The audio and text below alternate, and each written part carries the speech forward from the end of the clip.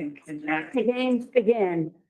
I went to the lunch and yesterday for Army. Yeah. After. Yeah. So it's good when it works, but Yep. bad when it doesn't. Why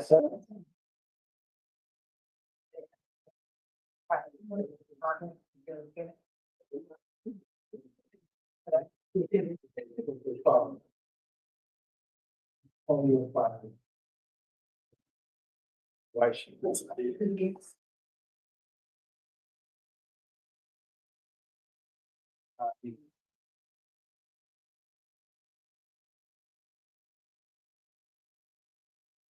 We're going to call the meeting in order at 6 p.m. Reggie, can you provide information on how to participate and comment? Yeah, I can take care of that. Information on participating in this meeting and providing public comment, including remotely by Zoom or telephone, is available on this meeting's agenda, which is online at isearchmonterey.org, and we also have printed copies in the back. For any remote commenters, you will be muted until it is your turn to speak. And for in-person attendees, please keep phones muted and any conversations to a minimal, just to prevent audio interference, as that's something that we're ongoing tracking. And thank you all for participating in your city government. Parker, can you take roll call? Yes. Aguajita Oaks. President. Alta Mesa. Here. Thank you. Casa Nova Oak Knoll. Here. Deer Flats. Here. Del Monte Beach. Here. Thank you. Here. Thank you. Del Monte Grove Laguna Grande. Here. Downtown. Online. Here. Sorry. Thank you. Fisherman's Flats. Here. Glenwood. Here. Monterey Vista. Here. New Monterey. Here. Thank you. Oak Grove. Yeah. Old Town. Here. Skyline. And Villa Del Monte. Here. Thank you, Committee Member Johnson. So since we did not receive your address beforehand, we will need to go through just cause for you, and this is your second of 2 just causes of the year. For Committee Member Johnson, have you been able to hear the proceedings so far into this meeting? Yes. Thank you. And do you have a copy of the agenda for this meeting? Yes. And could you provide a brief description of the just cause for you needing to appear remotely? This could be for family, emergency, business, or health reasons. Family.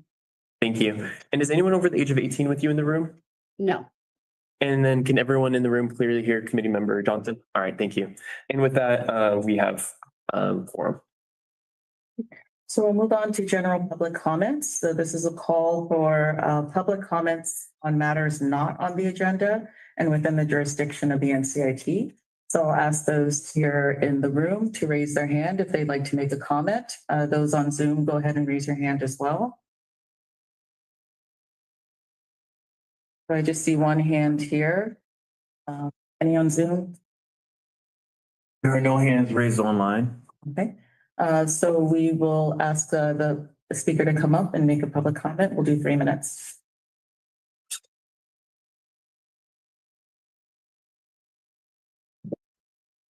Is that on now? There we go. Yep. I'm Gina Sessions, speaking for myself today. As I was listening to the end of last committee meeting, I was surprised, but not really, but disappointed at the decision that the city was making about the suggestion that we forward to them for our budget commitment. And I would just like to remind folks that there are other options. When we went to the city council meeting, or the city council asked the NCIP representatives how they wanted to address the shortfall, there were the 2 options of taking away from projects that exist and looking at projects in 25, 26. And I would just like to note that there are a number of ways in the current existing budget, not the 25, 26 projects, that actually could help to meet an obligation to the city, which I totally support. I believe the NCIP should put forward some funds to meet the city deficit. But there are lots of money that really are more flexible than going directly to projects. And in my estimation, and I don't have like the up-to-date city budgets, but in my estimation, those, I don't know, 1.5 million with the undergrounding funds that are quite high and don't have an immediate use. Those could possibly be forwarded and repaid through another subsequent year since the 26-27 option was chosen. Also, there are submissions that weren't approved by the city council the first time around that are coming back in that could provide another $800 or $900,000 of savings for this year. Not that they would never go, because we do have the 26-27 budget to think about how we want to deal with it. Also, there is the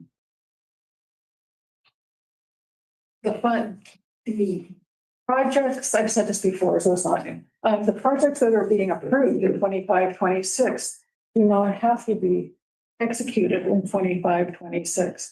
Since the 26-27 option wasn't chosen, they could be deferred and free up money to again give to the city the kind of funding they need to meet a very important deficit. I just want to put that on the table, and I know we'll deal with it later. Thank you. Okay, thank you. We'll go ahead and close public comment. Move on to informational reports and staff comments. So I will turn it over to city staff for presentation of informational reports, if any. Yes, we have a couple informational reports. So the first one is to recognize the new members on the NCIP committee from last night's city council session. So we have 4 new members, all alternates. We have George McNeely from Del Monte Beach. Everybody. George. Diane Solomani from Fisherman Flats. Issei Lopez Navarez from Oak Grove, and Taylor Dinehart from Skyline.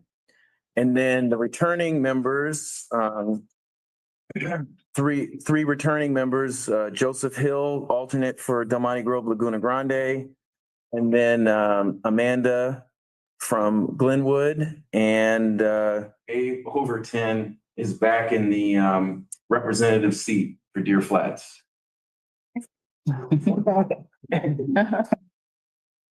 And one other item for everyone's information.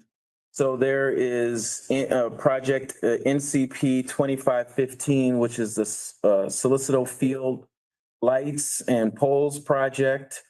That one is going to go to City Council. They're December 2nd or 16th, which is the next meeting or the meeting after next, for contract award and for a request for an additional 10% contingency fund. And the reason we're going to City Council for the additional 10% contingency is, as if everyone remembers, we're getting rid of the contingency account. And in order to keep everything clean, and for accounting and for everyone's information, we're bringing these types of projects to City Council for appropriation of additional funds, where in the past, the money would have just been requested through finance and taken out of the contingency account. But we're not doing that anymore because that fund's going away. So that will be all, I don't know exactly which meeting, but pay attention and look out for that December 2nd or 16th, whichever one it gets on. And along those lines, the finance department is also preparing an agenda report. They're going to present on the closing out the funds, the contingency and ending balance. And they're also going to present a draft report that we'll have for the NCIP committee on a quarterly basis that will document the amount of money in the NCIP fund, with a couple of line items, which will also include the amount of interest that's accrued on a quarterly basis. And that'll be coming in a future meeting as well. And that's it for staff report. Any committee questions on staff report? Okay. We do have one online. Go ahead, Kurt, if you have a question. Yeah, I did. So Reggie, when you're saying you're going to city council and requesting 10% contingency, that contingency is still coming out of NCIP funds, correct? Or no? That is correct. Okay. All right. Thank you. So we'll move on to the next section, which is NCIP informational reports. I did want to make a comment and really just a gentle reminder as it relates to Brown Act violations and specifically with emails. So just a reminder that these violations can happen even if it's not the committee member who starts the conversation. So for example, a member of the public emails the committee member and they happen to email a number of committee members, all of the committee, if there are blind copies on that email, if there's responses going back and forth, that can inadvertently result in a Brown violation. So in general, it's recommended not to respond to the sender, especially if it has something to do with a proposal, a vote, or a decision that the committee has to make during a meeting. And unfortunately, if there is a violation found, it could result in committee members not being able to vote on a certain topic. So again, gentle reminder that even though you're not the one that's necessarily starting the conversation, it still can kind of get messy and end up being a risk of having some violations. So that was the only comment that I wanted to make. So we can go ahead and move on to our first public appearance item, agenda item number 2, NCIP committee project nominations, potential conflicts, and I'll hand this off to city staff to introduce them. Yes, okay, thank you. So what you have in item number 2 are potential conflicts. So I've had a couple people approach me with questions. So the way this works is I went through the various projects and everyone's residence address. If you live within 500 feet of a project, which is identified here, then essentially you're prohibited from voting. You have to recuse yourself. If you live within 1,000 feet of a project, then you have a decision to make on whether or not the project will have a material impact on your property value. If that's the case, then you're supposed to recuse yourself. However, so it's an individual decision at the 1,000 foot. Beyond 1,000 foot, there's no need to, document or note. So the ones that, and then the other caveat is if you do not own the property, then this is also irrelevant. So if we have renters or such, then then it's also irrelevant. It's only if you own your property and there's a material, I assume positive impact on your property, then you would have to recuse yourself. And there's only 1, 2, 3, 4, 5, 6. There's only 6 projects that are within 500 feet of someone's residence. And those are identified on the list. And this would have the impact on voting night. But if anyone has any questions about a specific project or how the calculation was done, I'm here to answer those questions.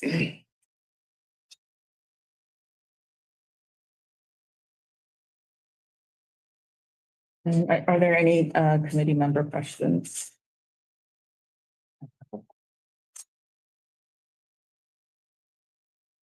We will close committee member questions and call for public comment. So is there anyone in the public who would like to make a comment on this? Please raise your hand Anyone online? Please raise your hand. No, no hands raised online. Okay, I see no one here in the library, so we'll go ahead and close public comment. And then any discussion from NCIP members?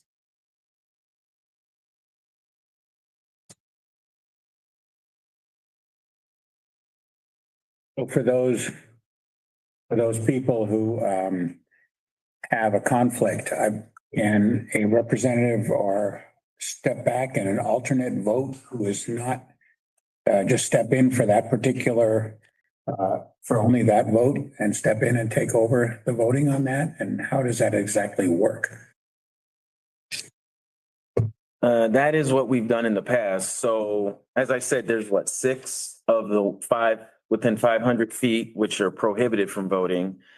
So historically in the past, we've done those votes first. To get those quote unquote out of the way. And then we have the rest of the voting.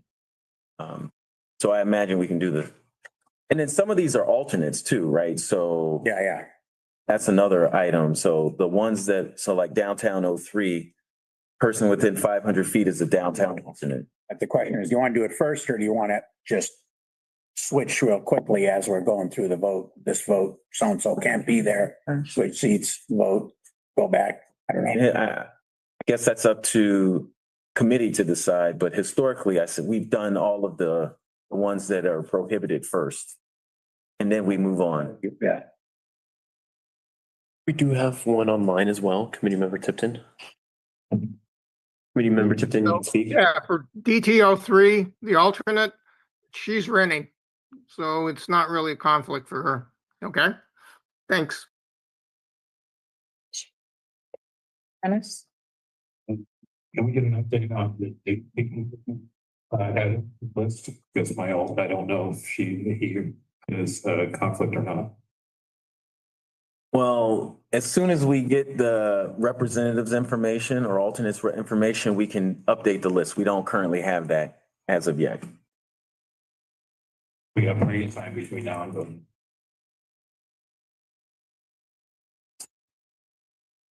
Are there any other discussions from committee members? Okay, we'll go ahead and move on to the next item. This is NCIP Committee Second Review Projects, first half of neighborhoods, which include Alta Mesa, Monterey Vista. So I'll hand it off to Reggie. Okay, thank you. And we'll do similar as we did last week's presentation. We'll go neighborhood by neighborhood. We'll stop and then allow the representative to add information, no discussion, and then we'll go on to the next neighborhood. Then we'll have the committee discussion, public comment, and then committee discussion, questions, and then, yeah. Okay, so let me pull it up.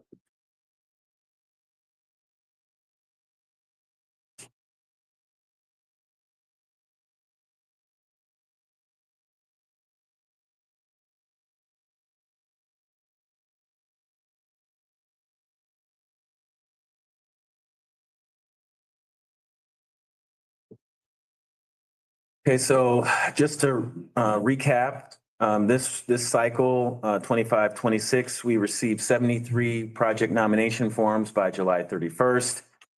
To date, 17 projects have been withdrawn or found not valid or combined. So we're currently reviewing at this point 56 project nominations with voting night on December 17th. So in the first half of neighborhoods, we have 26 projects at this point, with the majority in Casanova, Oak Knoll, downtown, Del Monte Beach, those 3 neighborhoods.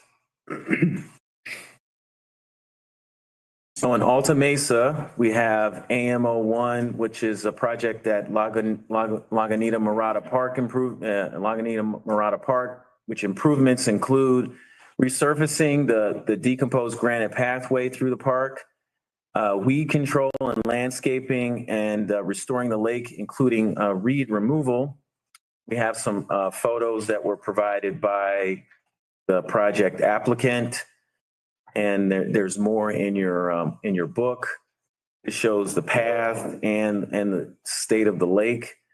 So what I've done, and you'll see here, is I've tried to go through and provide some information on the complexity of the project, along with a very, very, very rough estimate as was requested. So this project is in that high complexity category for a number of reasons. It will be difficult to implement, but before we even get to implementation, there's multiple levels of permitting and design that we would have to go through, both state and federal agencies to permit this project. And I'll open it up to the Alta Mesa rep if you had anything to add. I'm a little stunned at the price tag on it. I wasn't anticipating it would be that high, but you know better than you've done it before, so I'm sure you have a good basis for that. We did reach out to Parks, and at the appropriate time later in the meeting, hopefully they can also bring some information as to the complexity of the project and the work that would need to be done on the pond. So. Okay. So move on to Casanova Oak Knoll. There's 7 projects. So we have Casanova Avenue traffic speed reduction. So the applicant requested various traffic calming measures, including speed bumps and increased police enforcement. So the one item that was listed that the NCIP committee can take on would be an installation of radar speed signs. At roughly $25,000 per sign. So that would come out, if we did our standard 2 at a location, would be roughly $50,000. I put this at medium complexity simply because it turns out to be difficult to find a location for these signs and to get neighbor buy-in and support for that. There's 5 projects within the Casanova Oak Knoll Park itself. We'll go through them one at a time. The water fountain, I'd say this is a low complexity item at roughly $8,000 for one of these water fountains, purchase and installation. Casanova Oak Knoll 4, which was basketball and hard court resurfacing. I'd put that at medium complexity level and somewhere in the $200,000 range. And then project COK05, new garbage and recycling bins, receptacles. These are roughly $2,000 a piece. So if we did, you can do the math. 2, it's 4, 3, it's 6. COK06, new gates around the playground. Again, rough math. Did some quick online searches this afternoon. These are in the $1,700 range. COK07, calisthenics, gym equipment installation in the park. The applicant identified a roughly 60 by 60 foot area. This could be somewhere in the $125,000 to $250,000 range, depending on the type of equipment and whether or not one of the issues in this part of the park is that if we put it on a pad, the pad would have to be leveled. There's a bit of a slope. So this is one of the considerations. A lower price project would include individual pieces of equipment that were on their own stands. So there's some different types of equipment we could do here. And then COK08 would be to rehabilitate the City of Monterey entry sign. And this type of project is roughly, depending on some complexities, but it's a low complexity project and roughly $25,000.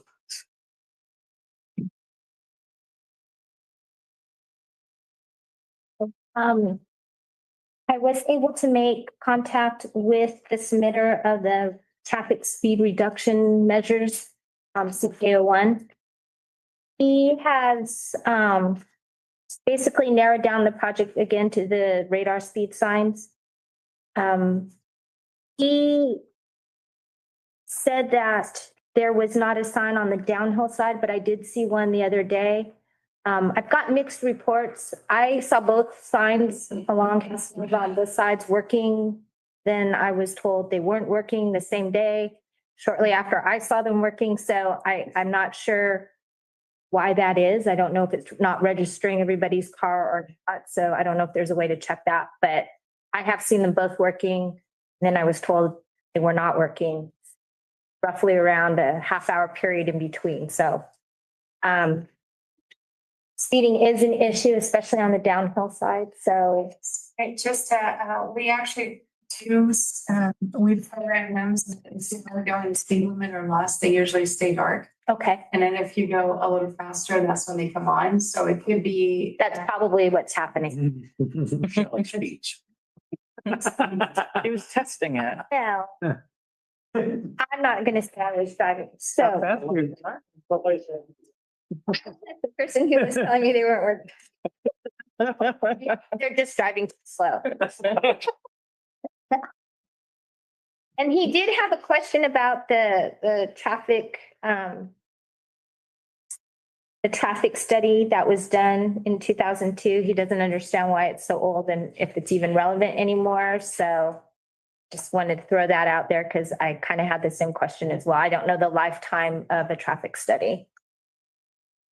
So, yes, I'm gonna date myself. I was there when they were doing it. And, so one of the big challenges that we had is when we were going to install curb extensions and medians, a lot of folks didn't want to lose their house, which is understandable.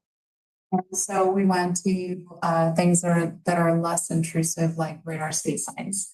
So there's still value in the curb extensions and medians. I think it is really just trying to find people that would be okay with that installation. We can always look at it again, but I have to warn you that it is not a cheap process. Usually we do use a consultant so that the person comes and they do vehicle count, speed information. You get a really good picture of what's happening on your street and what segments have the worst speeding. So if you want to, that would be a new proposal for a project. Okay, I will let him know that. And then as you saw, majority of the projects are in the park. It kind of shows the importance of the park to our neighbors. Especially since our park center is not open, we really can only utilize the outside park area. Again, COK3, which is the dog fountain. I have talked to a couple people and they're all kind of grossed out by the fact that dogs have been seen drinking from the human drinking fountain. A way to maybe, I don't know if the 8K was for the full one like shown there, but another option is just having the lower dog fountain plumbed in somehow, and that would probably be a little bit cheaper. I don't think the submitter, and I can check with her, but I don't think she has a desire one way or other, so long as the dog has a separate fountain, human drinking fountain. COK4, the resurfacing. Again, I just think we would get more use out of the basketball and handball court if it were a smoother surface. It is quite rough, and both children and adults have made comments about falling on that and the risk. Very slick. And it's not a huge area, but I do understand the complexity of resurfacing that, but it would probably assist in it being used a little bit more. COK5 is the trash cans. Even one of the new trash cans would help. I saw the staff note about the recycling. It is my submittal, so I can withdraw the recycle part of it and just keep it with the trash cans. I saw a note that the recycle bins pose a hazard to park staff. COK6, which is the gates. I believe we were talking about the lighting being more of a maintenance issue rather than an improvement. So that part, I guess, is taken off the table. I did get some information today that the last time the gates were there were probably in 2019.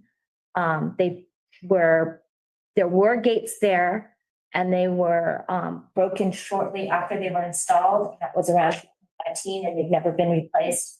Again, there's quite a few dogs in that area and there are small children that use that playground mostly. So I understand the concern of the parents with the dogs going into it, as well as children running out into the street before the parent can get to them. So I do believe this one is an important project.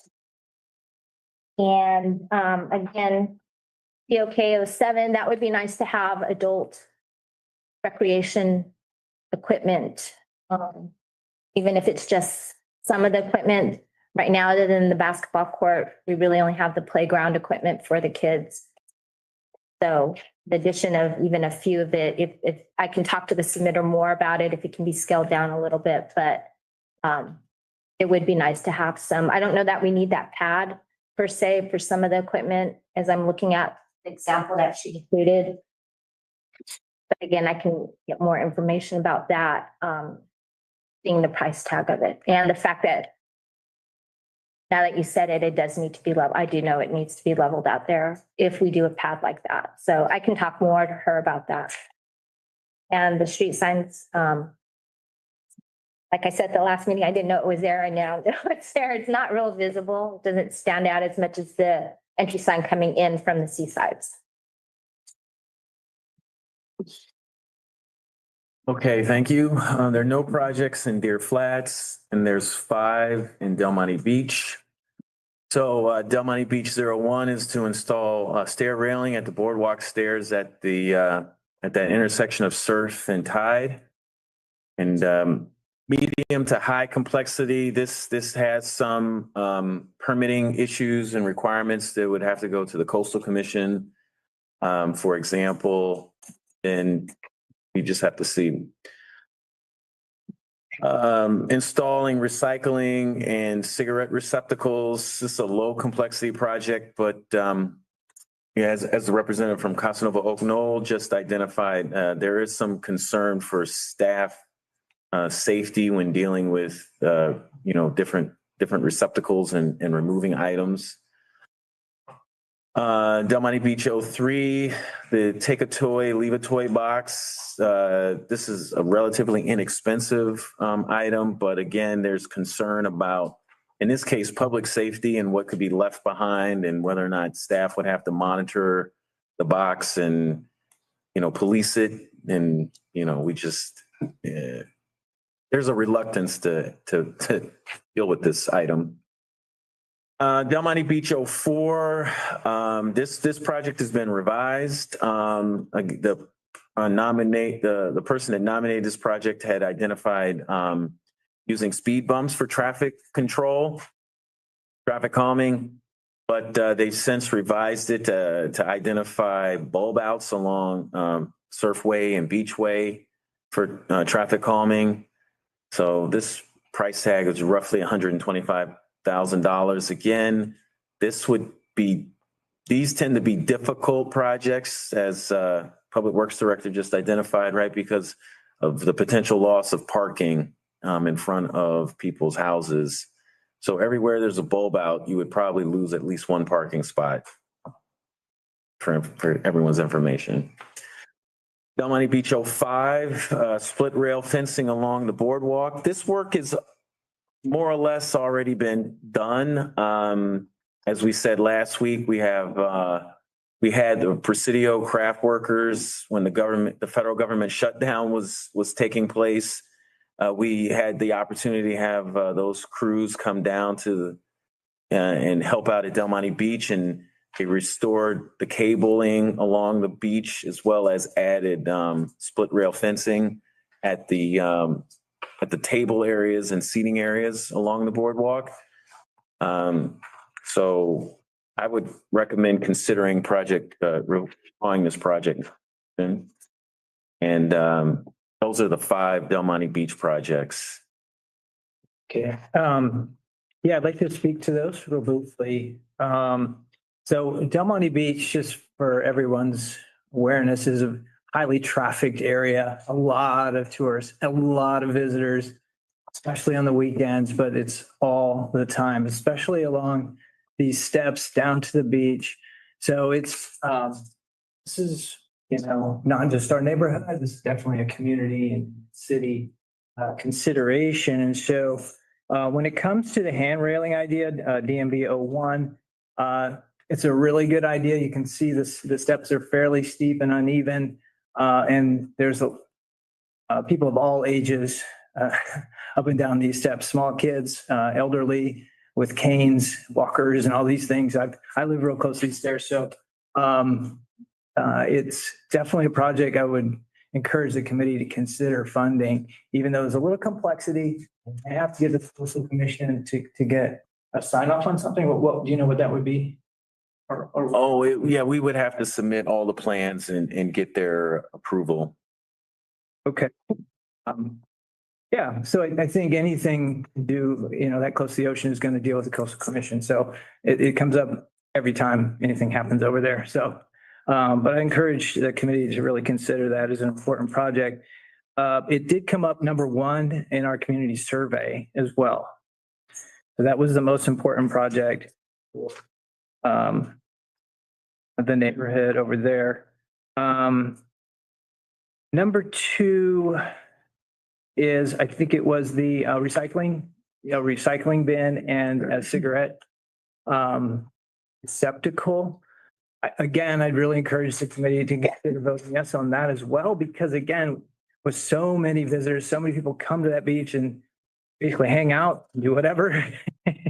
Smoking is a pretty big activity over there. So it'd be good to have a program to manage the cigarette butts. There's already cigarette butt receptacles over there and they're managed by someone else, surf riders or something. So it's any help there would be really, I think, a benefit to the city. Because again, there's so many visitors and if people are walking over cigarette butts, et cetera, that may not be the we want to set. The take a toy, leave a toy idea.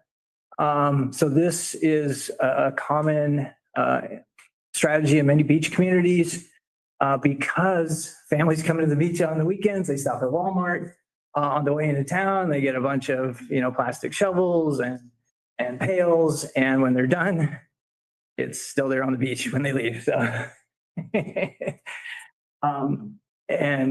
so this would allow a little place where it could all go, and then also it could be reused and kids could play with it and then it could go back in that receptacle, hopefully.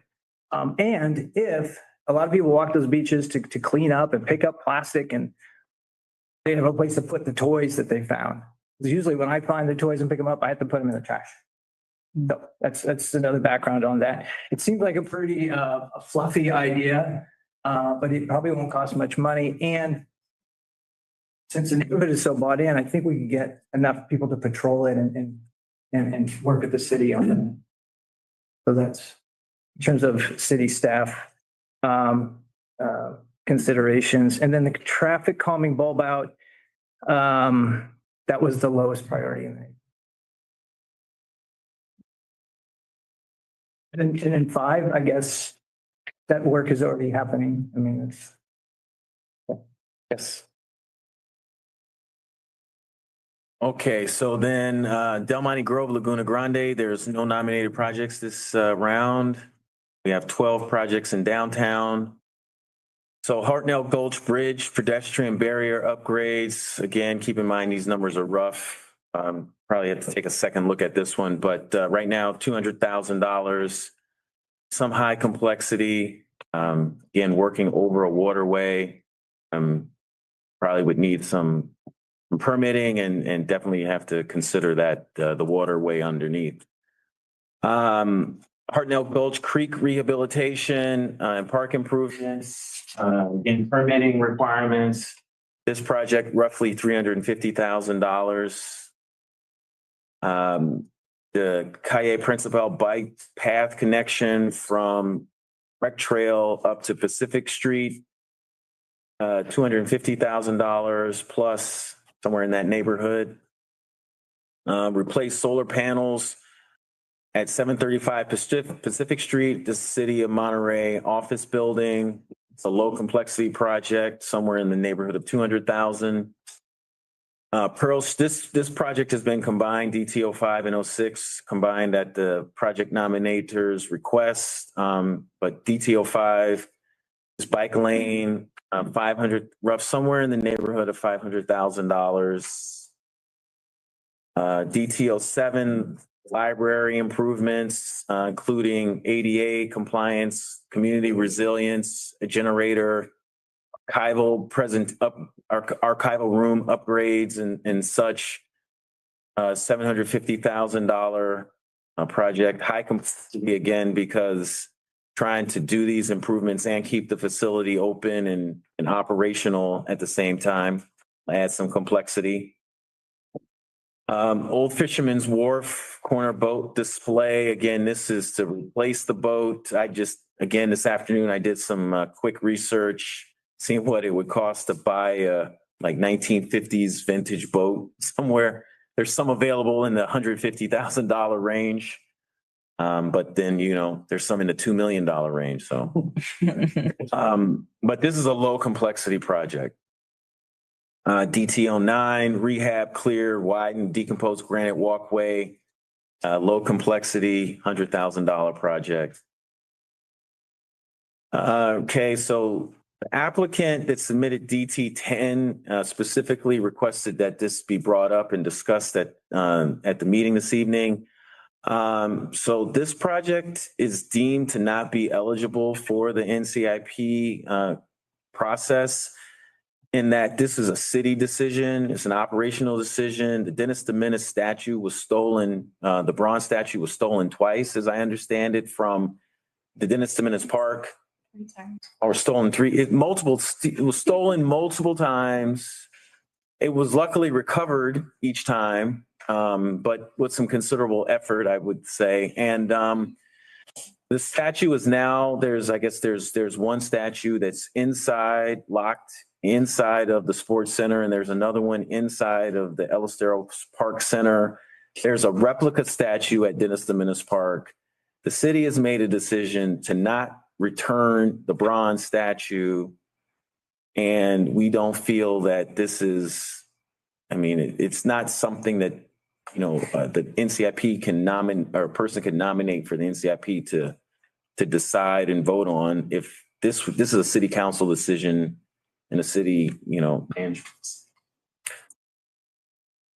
Downtown 11, reinstall welcome the historic old Monterey sign. It's a low complexity project. Again, sign projects roughly in the $25,000 range. This would be low complexity because this is within the city right away. It's a city owns property. You can install a sign. Some of the high complexity sign projects are the ones that are within Caltrans right away, for example. Downtown 12, Elistero Park Center, facility improvements. Again, somewhere $750,000 to $1 million. We won't really know until we start the process. High complexity, again, just with the whole idea of maintaining operations at a facility and doing work at the facility at the same time. Hartnell Creek Park enhancements and reparations project. Now this high complexity, the reason I have the $4 signs is because I imagine it's going to be expensive for what the applicant is requesting, but I have not had a chance to evaluate the cost of the items. So just again, we have the current photos of the current area, and then kind of some of the things of what that person had envisioned. So a park area improvements with the area seating area and some other plaques with information on them, and AV equipment potentially as well. Downtown 15, Elistero Park barbecue area to replace the picnic tables and resurface with a new concrete pad. It's a low complexity project, roughly somewhere in the neighborhood of $125,000. And I think that's the last downtown project. So, I don't know, Kurt, do you have anything you wanted to add? Yeah, I did. just a couple of things. I think I went through most of them last time. But I did want to read about the display boat. There was a submitted comment, and I'll just read it. My feelings about the proposed boat display on Washington, it's actually on the Wharf 1 area parking lot, but the boat display is the gateway to the tunnel, Lighthouse Avenue in Cannery Row. We are a tourist town, and it's something tourists see and also residents see. Monterey is so beautiful, we need to keep our historic icons beautiful. Please consider my project, even in times of strict budget balancing. Think of it as your home has a leaky roof. You have to fix it. So that was the public comment for that boat.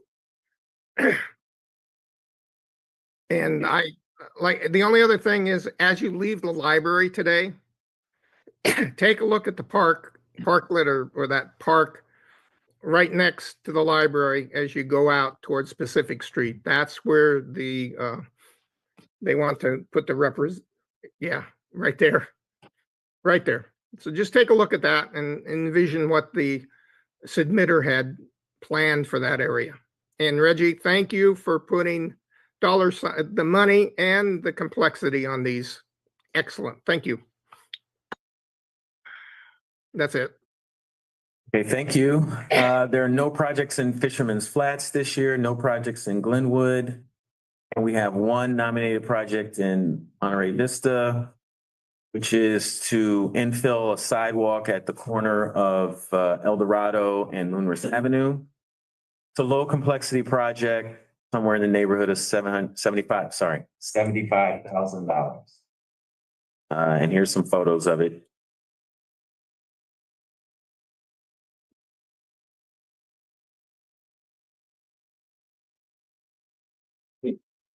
So the submitter of this project is the hotel there, which is a business, and I guess you can discuss whether infilling is a new sidewalk or is maintenance of a sidewalk. But I asked the submitter to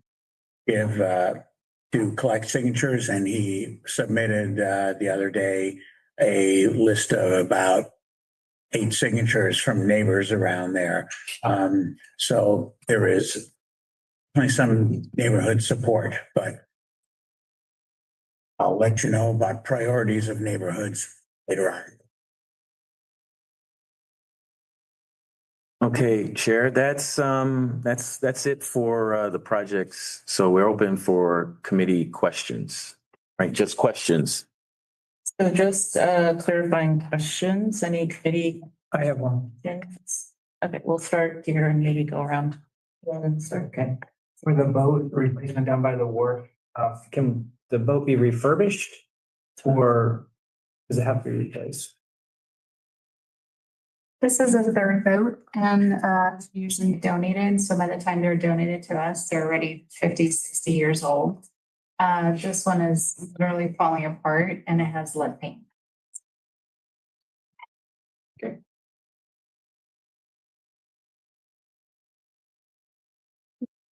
Any questions? Scott, any questions? Okay. Lee. My question to everyone is, does Monterey have no smoking on their beaches? I know Carmel does, but I don't know for Monterey if it's no smoking. You mean legally? Yeah. Carmel has an ordinance. Monterey has ordinances, but I don't know if we have one that says smoking, no smoking on the beach. Yes, no? We're looking it up real quick. Okay. Because if it's a, I think that's it. If that's it for committee questions, we can go to public comment. Yeah.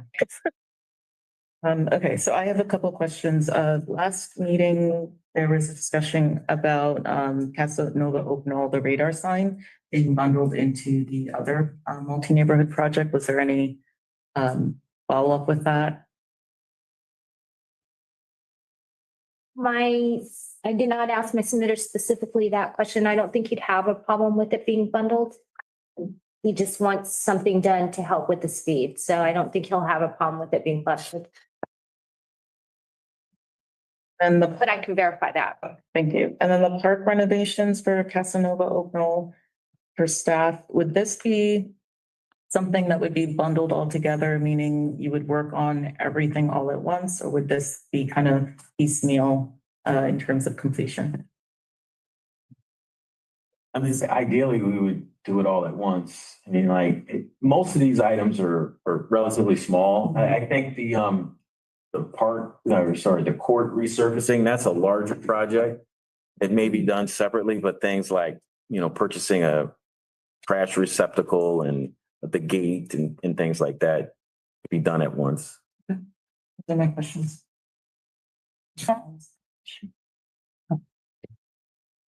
Answer the question, Monterey City Code, section 22-29 does prohibit smoking in beaches. It doesn't, it's It does.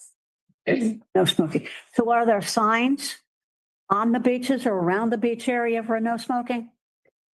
Because that might be helpful along with having, so they'll dump the butts right at the sidewalk before they hit the beach.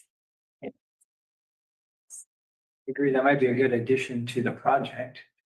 So if we're gonna have a place to put cigarette butts, we may want to sign, Yeah. not supposed to smoke. Something like that. It sounds confusing. But All right, we're trying to keep it to questions, but I think we're getting into discussion.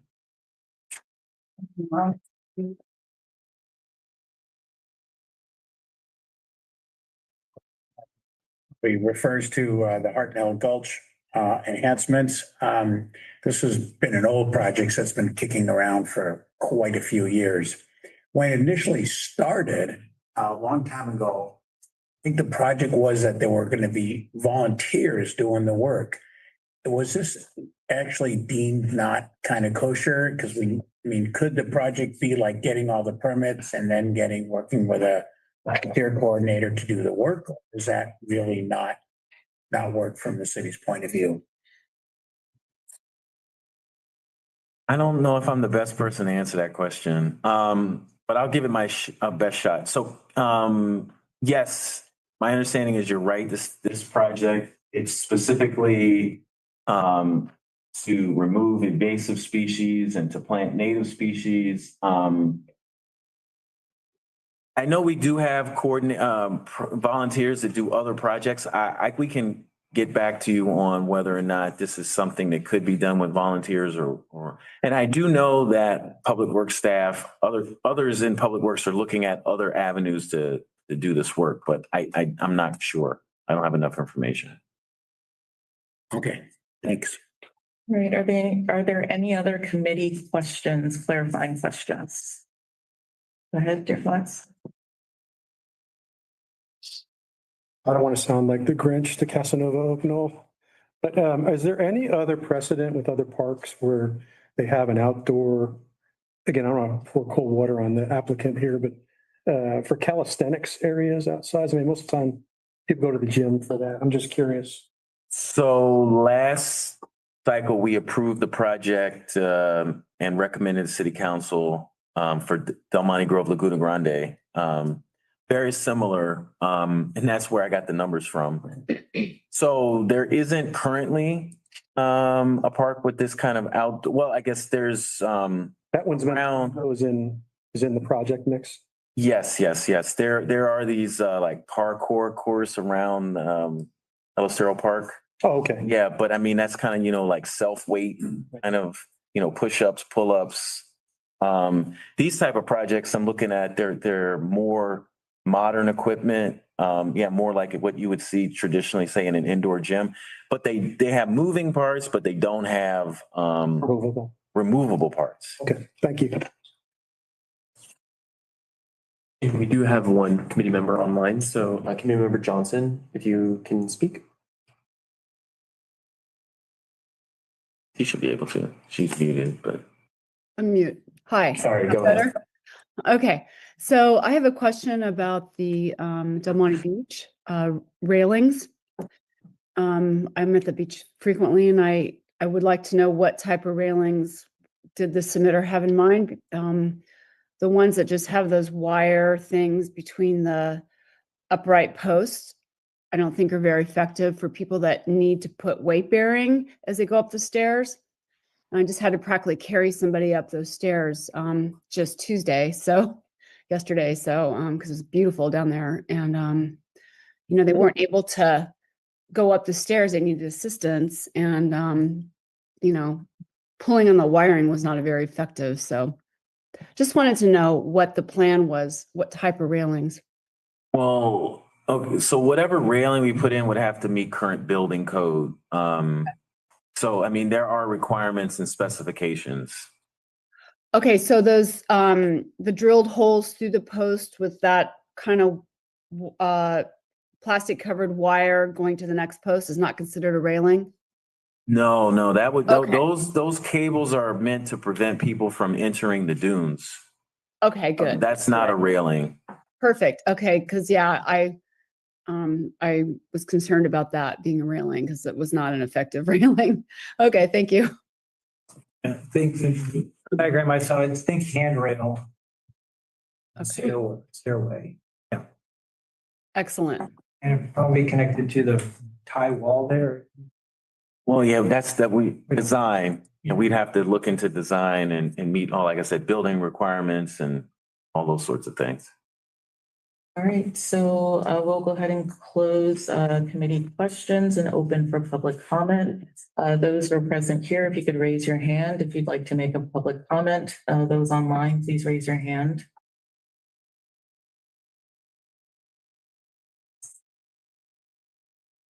I have 8. And 4 online. Okay, so we have 8 here present and we have 4 online. You have one more? Oh, 9. 9. Technically, we're limited to 15 minutes, but given the amount, we can do up to 2 minutes. Yeah. All right, so we'll do 2 minutes. So please come up and make your comment. So we'll start in the chamber and then do online last. Yes, we'll start in the chamber and then do on last. And just to make it a little easier, if you want to speak, do you mind just standing up and kind of lining up just so you can keep a better tally of how many are next? Thank you. See, you could be mayor. I won't be mayor. Okay, I'm gonna start. Yeah. Hi, everyone. My name is Joanna, and I'm a part of the TAB community here at the library. Although I live in Carmel, I come out here often because I love this space so much. I want to give everyone a big thank you for letting me be able to speak today. I've spent a lot of my time in the library studying, reading, and meeting friends, and sometimes just finding a quiet corner to breathe. Over time, it's become a place I can really depend on. It's where I've grown, learned, and felt connected to people in this community. That's why I care so much about these proposals. First, I would like to bring up the ADA upgrades. This library building has opened in 1952 and hasn't had a major renovation in more than 40 years, which you can really feel when you walk past. I've seen people struggle with restrooms that aren't easy to navigate and are not ADA compliant, with heavy doors and stairways that simply can't work for everyone. A public library should be welcoming to every member of the community, no matter their abilities. When someone can comfortably use a restroom or reach a drinking fountain, it sends a message, even if it's unintentional, that the space wasn't designed with them in mind. Updating these features isn't just about meeting legal requirements. It's about dignity, inclusion, and making sure that every person who walks in the store knows that they belong here.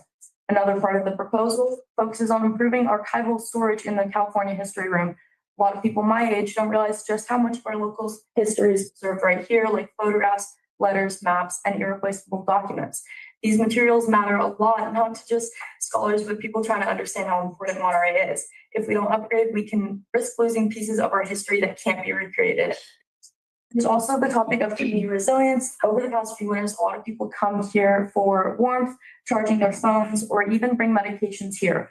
This is why the idea of a permanent generator and making the community room more accessible during outages isn't just practical, it can acknowledge what the library already is, a place of stability during uncertain times. So supporting this proposal isn't just about updating an old building, it's about being prepared for the unexpected and allowing people to feel welcome here, like for the rest of the time. Thank you. Yeah.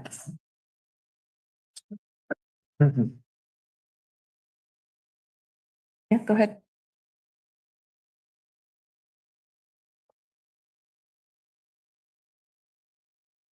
Hi, my name is Robin Dominator, and I would like to ask, I don't know if this is appropriate or not, but how many of you here have a library card? And do you use the library frequently, like you check out books? Well, my library card is so old that it could have been put into a glass case with archival information. I mean, every once in a while when I use it, they look at it and go, oh, I haven't seen one of these in a long time. So the library is very important to our community. And I'm a volunteer here. I'm one of the basement girls downstairs where we receive books that have been donated by people in our community, other communities around here. And what we do with those books is try to make money for the library in any possible way that we can. Can you please speak into the mic so we can all hear you? I'm sorry. It's not normally in front of a microphone. Anyway, we try to make as much money as possible for the library. And we have quite a wonderful staff that's there that's helping them. Plus, we also provide free books throughout the community here, different stations where people can come and get a book and take it home or whatever. When you look at the library, it's really what we have upstairs. It's a piece of the puzzle of our community. Our community is a small community. It's interrelated with people. Today, I ran into 5 people that I haven't seen in a long time in a variety of places in Monterey. So the puzzle of the library, this piece is basically, it's not just books. It's also. Thank you. That is your time. Thank you for your comment. You're kidding. No? Thank you.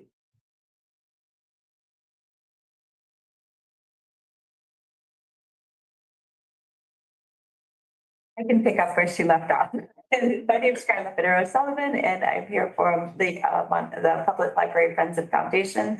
And but tonight I'm coming to talk to you from 30 years of experience in the museum industry to talk a little bit about why critical infrastructure is so important for artifacts, for collections, for preservation. And the infrastructure aspect that's part of the library proposal is the how. It's the how, it's the what, it's that important climate control, separating delicate paper from technical items, from photographs, from manuscripts, from the different things that the library is so good to provide for the community at that sort of museum archival collection level. And the reason it's important is the why. The why is that those are not just infrastructure items, photographs, there are stories, there are history, there are community collective information that we are in charge of preserving and sharing. And once upon a time, we could put in an IMLS grant for the Institute of Museum and Library Services, which was a fabulous federal grant for keeping infrastructure sexy, right? And like, we just need the stuff so that we can do our work. That's not part of our federal framework anymore. So I think the more we can invest locally in how we tell our own stories, how we preserve our own heritage, allows us to sort of keep at bay people that are gladly going to step in and do that work for us if we don't do it for ourselves. So thank you so much for considering our proposal.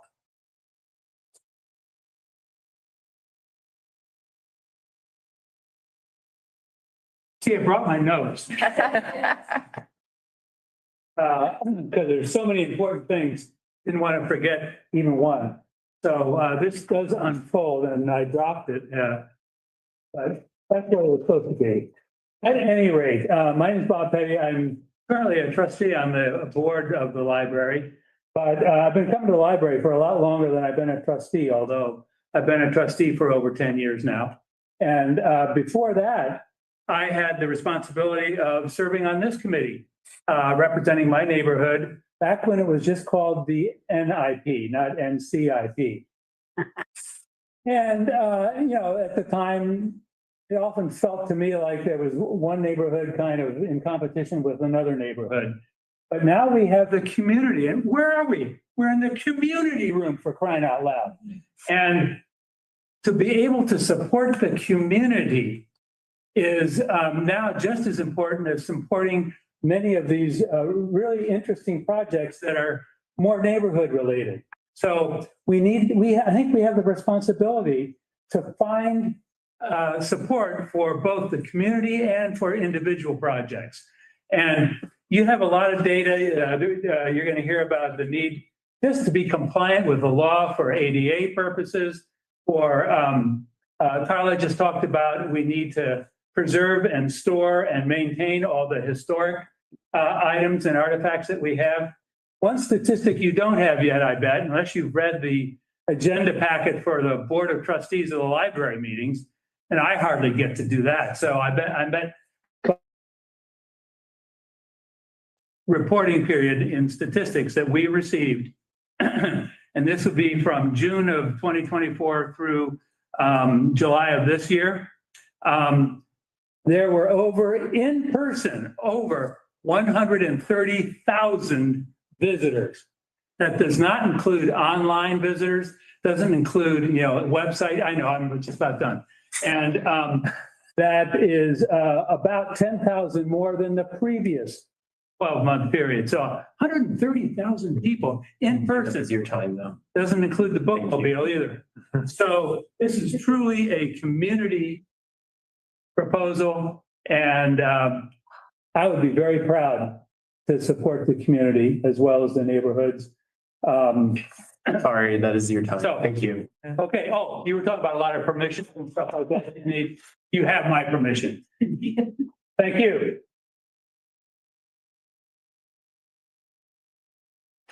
Hi, I'm Diane Delormier, and I sit on the Board of Trustees also. I live in the Alta Mesa neighborhood, and but I know all library users and supporters from all of your neighborhoods.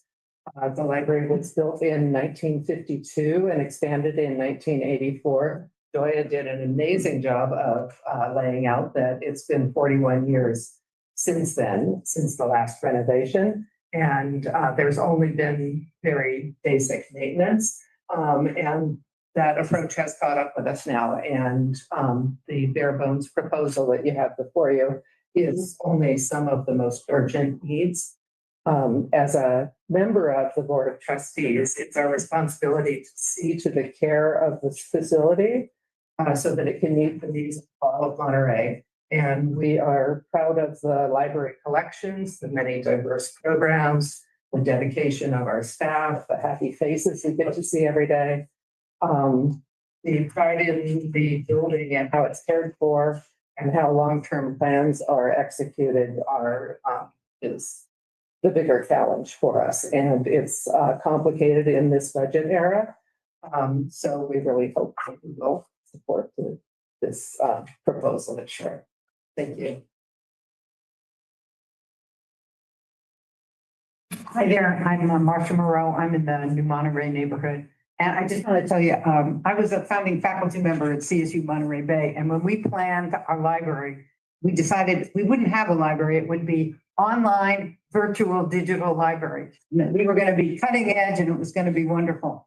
And one of the first buildings that was built on that campus was the library. And it became the community hub for the whole campus because this is what you need. So in our city, the story is kind of the same. Our library is a community hub, provides a gathering place for intellectual discovery and ideas for all ages, from toddlers to teens to adults to seniors. And I just want to read you two quotes from former presidents of the United States. First one is, at the dawn of the 21st century, where knowledge is literally power, where it unlocks the gates of opportunity and success, we all have responsibilities as parents, as librarians, as educators, as politicians, and as citizens to instill in our children a love of reading so that we can give them a chance to fulfill their dreams. And how better to do that than a library? And that was Barack Obama. Here's another former president. in my opinion, right up there with free public schools, our free public library system is what makes citizenship possible, even what makes America great. Thank you. After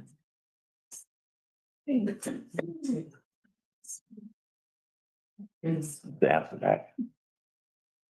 Hello, my name is Amit. I'm the applicant for a concrete sidewalk adjacent to 900 Monterey Avenue. Absence of the concrete sidewalk, there's lack of accessibility for wheelchair users. Without a sidewalk, there's no safe or accessible path for the individuals using wheelchairs or other mobility aids. Inconsistent AD compliance. There is a ADA ramp at the intersection of El Dorado and Andres, but the absence of the sidewalk adjacent to it renders the ramp ineffective. The hotel on the Monterey Avenue have tourists all around the year with the families and the kids. And they walk to the downtown from the hotel, but especially during the rainy season, it's not safe for the kids to walk on a sidewalk, without a concrete sidewalk. On top of that, El Dorado has a women's center, a lot of medical facilities. There's a bus stop there. So a lot of people coming to those facilities, I've seen them either using the road or cutting through the parking lot just because of the absence of the sidewalk. So I think it's important to have it. Entire El Dorado Street has a sidewalk, except that small patch, El Dorado. There has never been any sidewalk there. So, thank you.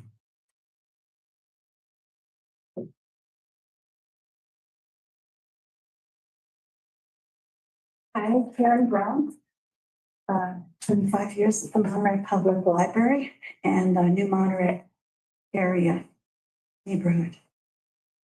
I worked with Rudy Rosales, past chairman of Boshen, Ohlone Post-Nolan and Castle Nation. And as a child in 1956, lost his life as he knew it and his knowledge of heritage changed forever when he was forced to leave Dutra Street, the last indigenous village in Monterey. A woman who was a child then expressed her grief to me this year with tears that she had lost her language as a result of the end of that village. Our city council too expressed grief and determination to do something more than their proclamation of apology. That's why Rudy, Philip Laverty, tribal historian, and I worked on this proposal for a park, DT 13, I believe it is, to honor the Dutra Street ancestors and those who are working on their history and culture. Last time I mostly talked about what it would look like, a vision of it. This time I want to suggest to you more reasons for funding the park. Of course, it's the ethical thing for us to do. It's also strategic, practical. The city council has expressed their wishes for something more. It's also a beautiful thing to do in the middle of understandable, necessary, and yet not very visible projects. This one will shine like a star, a beautiful enhancement to our whole city. Other parks have been made in the early years of the NIP. This little park will connect us with that NIP past, Monterey's problematic past, with a hopeful future for Dutra Street descendants and the NCIP. And I wanted to let you know I have the report and the proclamation for anyone who would like it and answer questions.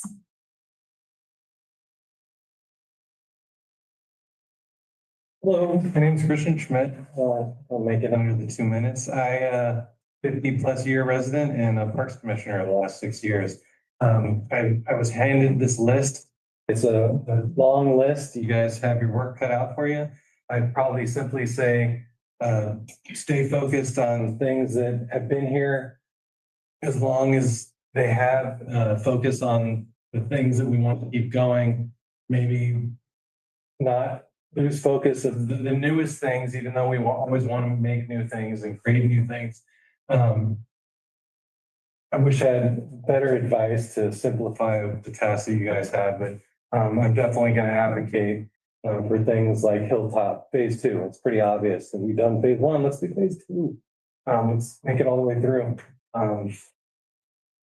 Yeah, that'd be simply that. Just focus on what we have and try to make that our #1 goal. Keep those going. Thank you. That's nice.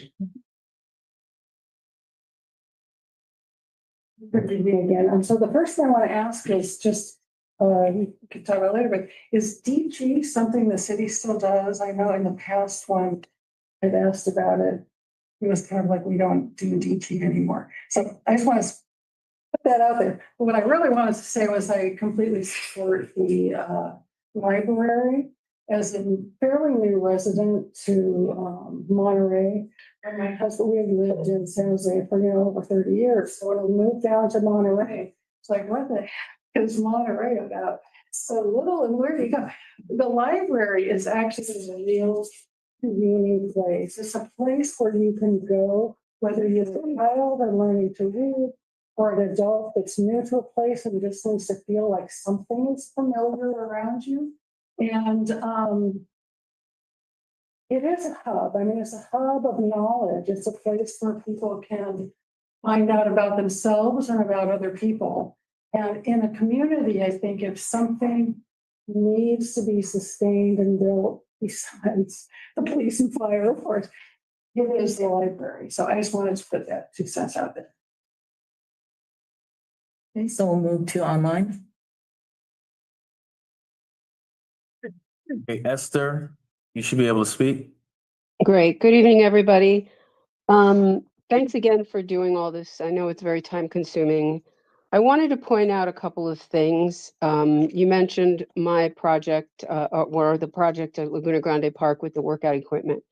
You may recall that I have spoken about this in the past. Even though the project has been funded, I'm prepared for it to be defunded.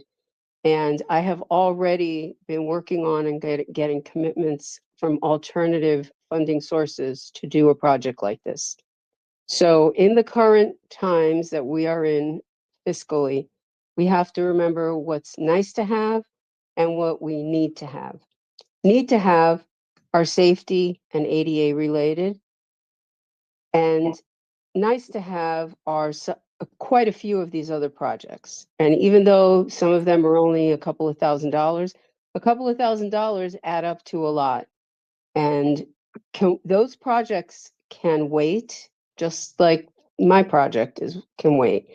But I also want to encourage you guys to pressure staff, because Solacito Park, they went to the community foundation and got $500,000 to do that park and another park.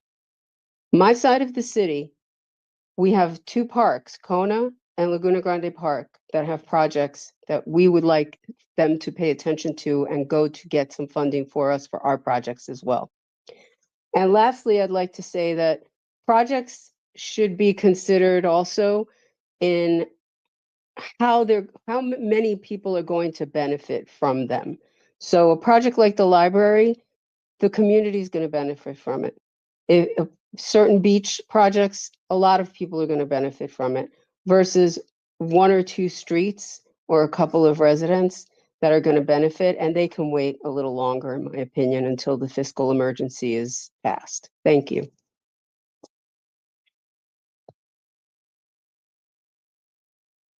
Robert, Yoha, you should be able to speak. Hello, this is Robert Yohe. I live on Euclid Avenue, across from the park, and I've been an active member of Kona ever since we, I guess, funded the community room at the library. I'd like to speak in Esther's direction on public safety. We have a couple of projects that truly relate to public safety, and Shelley has confirmed that the existing radar signs on Casanova are reaching the end of their life. They're going intermittent. Same as the original radar signs on Airport Drive went intermittent, and we replaced them 2 years ago.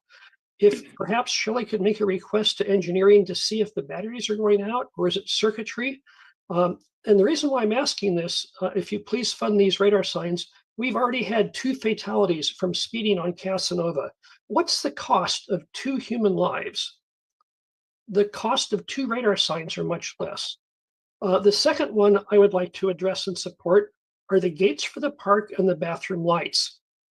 Euclid Avenue is a cross street from North Fremont, and I'm afraid some small child is going to run through where the gate should be and get run over on Euclid Avenue. What's the cost of a small child? Also, the bathroom lighting is it's a deplorable, same as the human fountain next to the bathrooms. We could replace that old human water fountain with one for humans and dogs, probably less costly than replacing that old decrepit drinking fountain next to the bathrooms. And lastly, the garbage cans. We truly need 2 large receptacles near the group picnic area in Casanova Oak Knoll Park. It's a heavily used park, and by keeping the park clean, it stays clean. When people see trash, they litter. So please, if you could fund the trash cans, a human and a dog water bowl, the radar signs, and gates to keep kids out of the streets. Thank you so much.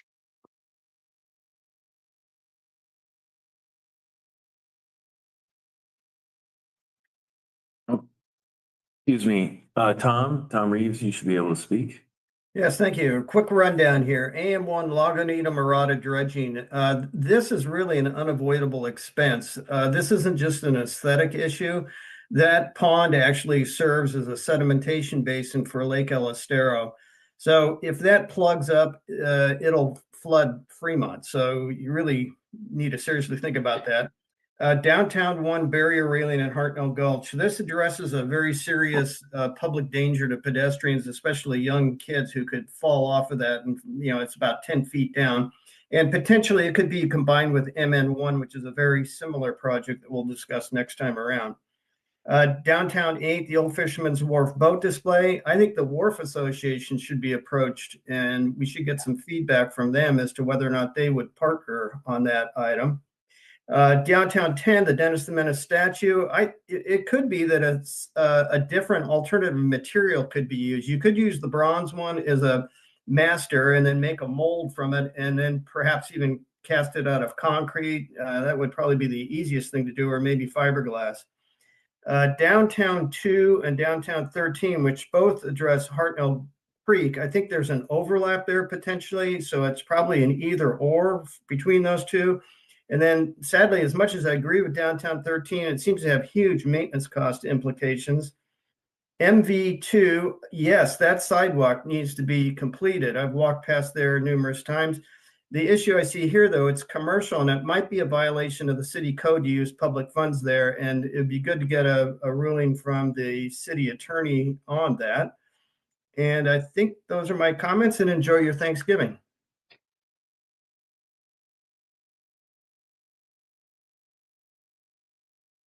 And the last public comment is Peter Egan. Peter, you should be able to speak.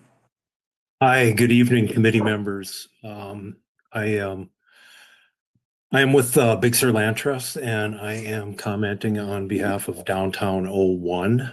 Our office is at 509 Hartnell Street, which is on the west side of Hartnell Gulch. And most days in our office, someone observes someone climbing on the barrier railings.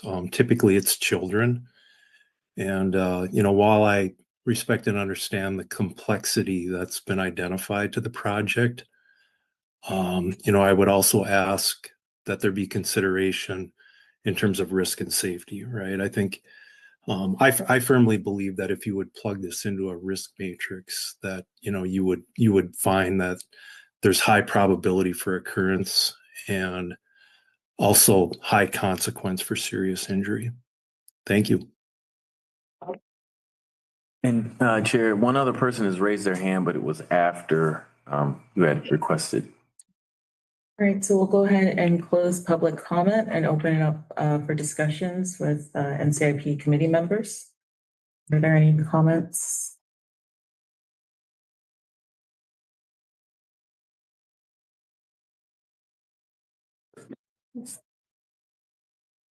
Would just like to echo what's been stated in line that And this year with the unique situation we're in, trying to minimize adding a whole bunch of new projects when we have the backlog and the structural deficit issues we're dealing with. So hard numbers, but my general approach would be each neighborhood among your list to maybe one or two per neighborhood, unless they are, as mentioned, public safety issues, the railing at the beach, and things like that. And then supporting the citywide, like the library and other issues that the city council and that the public are asking for. But that's generally going to be my approach for voting night, is prioritizing in that way. Thanks. Any other discussion? I totally agree with the comments. I grew up from Deer Flats. I would like to hear more on the sedimentation about for the Lagunitas Pond, as that is not an aesthetic thing. And so I don't know if Shannon can address that and when the appropriate time to get their comments would be. Chair, if you would like, yeah, we can have the parks come up and they can give us some feedback on the lake. Yeah, that's fine. Come on, please.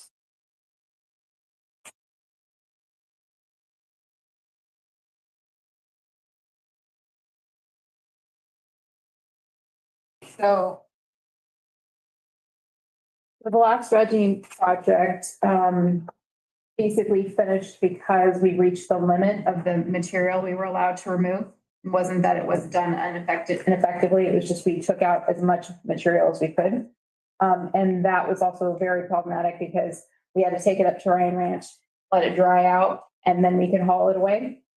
So it adds a lot of complexity. Plus there's permits for state water resources, U.S. Fish and Wildlife, and U.S. ACE, which that's me. Army Corps of Engineers. So there's a lot of the other challenges. It looks like we have to do the work between a very specific amount of time, September to October 15th. So that means all of those permits need to be lined up well in advance, which take quite a bit of time. Yes, it's something that we could do and with support, but there's also potential to go in and remove invasive species and do some native plants. But yes, it is going to be an ongoing project for staff to do, but it will be expensive. Can you comment on the sedimentation and flooding issue? So it will accumulate. It is a holding pond and it increases the potential of flooding for El Estero, but I don't know if it's reached the point where it has to be done immediately. And there's a lot of different things where we've got multiple areas of water besides Lagunitas Romana that product that potentially all kind of flow into El Estero. So I don't know that it's at the point that it has to be addressed immediately.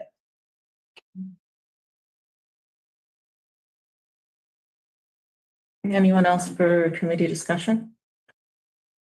Just a quick perspective on the budget, and I do realize the city is dealing with some kind of structural budget deficit, and then the NCIP funds are part of the whole picture. But what I understand is that these funds come from transient occupancy taxes from visitors to the area, and that originally the money was voted on by citizens of Monterey to say, well, yeah, we have a lot more visitors, but this tax could go back into improving your city and kind of mitigating the impact of all this tourism.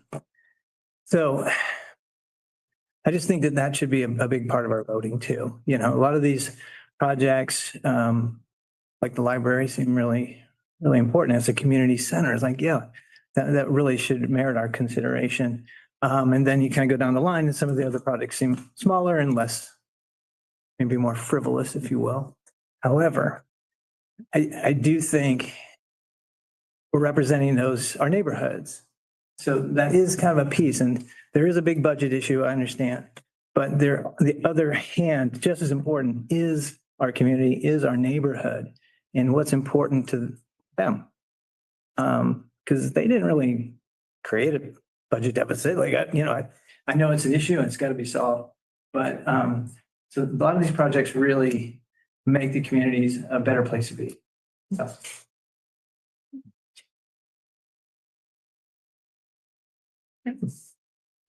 Anyone else for discussion? No. Okay, so we'll go ahead and close committee member discussion. Oh, sorry, we do have. Just perhaps a follow-up comment.